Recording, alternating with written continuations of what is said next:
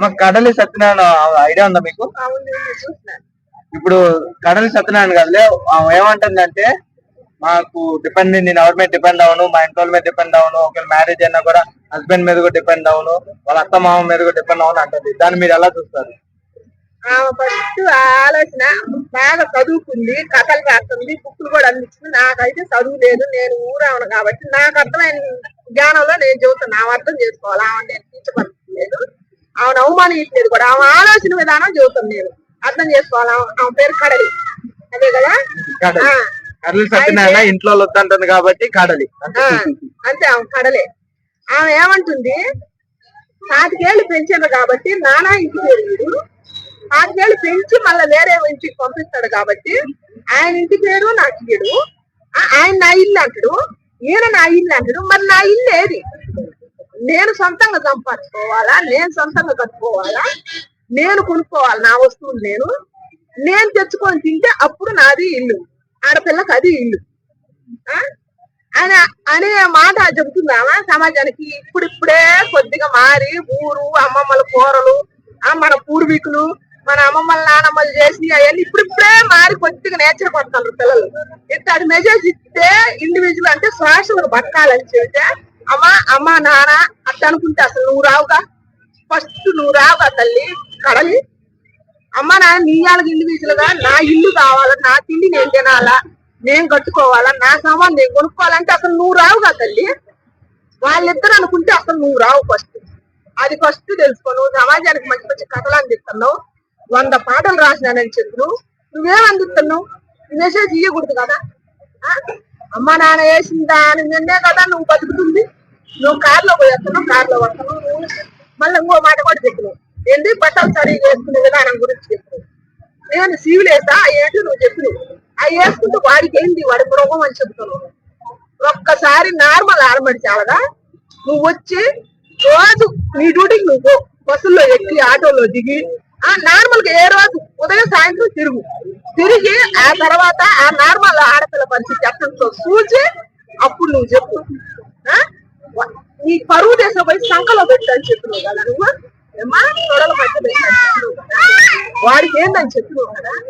బ్రహ్మకైన పుట్టుద్ది బ్రహ్మ తెలుగు పూర్వం నుంచే ఉంది. ఆడపిల్ల ఉండే ప్రదేశంలో ఉండాలంటే నీకు శరీరం కొడుతున్నాదని చెప్తున్నావు కదా, ఉండొద్దా? ఉండాలి కదా. అన్ని కథలు రాస్తాను, అమ్మ మీద రాస్తాను, అమ్మాయి మీద రాస్తాను.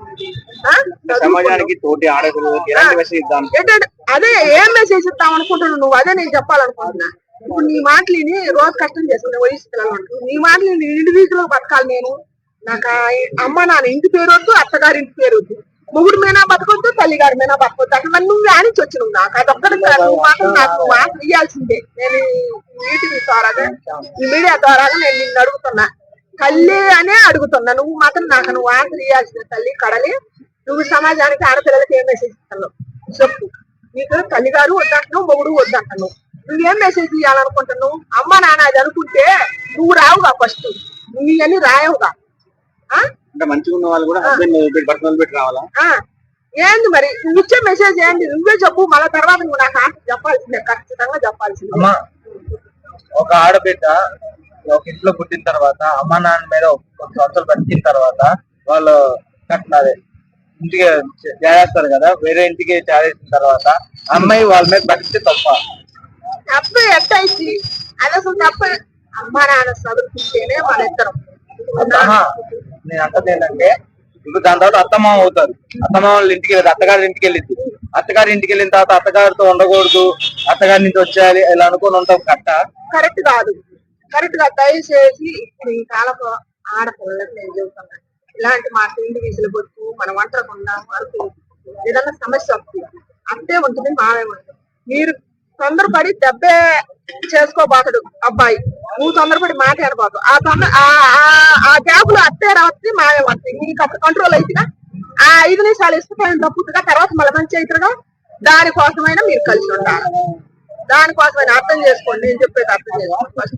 దానికోసం ఈ గ్యాప్ లో నలుగురు కలిసి ఉన్నాం అనుకో, నువ్వేమన్నా నీ భర్త నిన్నేమన్నా అనాలన్నా కొద్దిగా టైం తీసుకుంటావు, నువ్వు ఆయన ఏమన్నా అనాలన్నా అమ్మో అత్తగారు ఉంది మామగారు ఉంది అని కొద్ది టైం. దాని వల్ల చాలా కంట్రోల్ అయిపోద్ది, సంవత్సరాలు చాలా బాగుపడతాయి. వంటలు ఉండటం వల్ల ఎవరు భయం ఉండదు, ఎవరు రారుగా మీ ఇష్టం.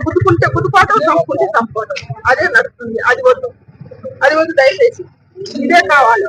అత్త మామ ఆడబిడ్డ ఎవరున్నా సరే దబుక్కును కోపం వచ్చి మీరు ఏదన్నా అనాలన్నా కూడా దబుక్కున మాయ ఉండు అత్తయ్య ఉండు అనే భయం వస్తే ఆ కోపం కంట్రోల్ అయిపోద్ది. ఆ 5 నిమిషాలు అయిపోతే తర్వాత మళ్ళీ మంచిది.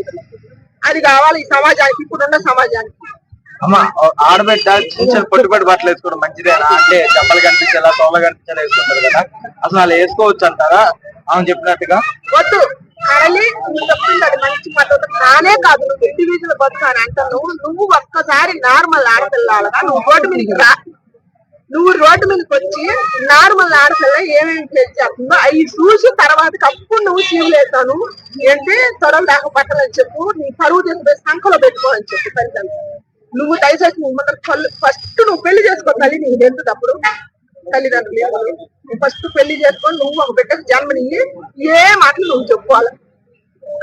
కథలు రాస్తున్నావు 100 పాటలు అసలు నీకు దేవుడికి గిఫ్ట్ అని కూడా నువ్వు చెబుతున్నావు. ఈ మెసేజ్ ఎట్టేస్తున్నావు నువ్వు సమాజానికి. అసలు నీ మాట నీ పిల్లలు జరిగిపోతే ఆమె ఇష్టం. నీకు రోగం ఉందని చెప్పి అందరిని గాలికుండా మంచి ఉతికిందమ్మా నువ్వు. మరి ఒక బస్సులో పోతుంటేనంట ఒక మగ మనిషి చప్పలు పని చేసుకొని తక్కువ ఇడిచిందంట.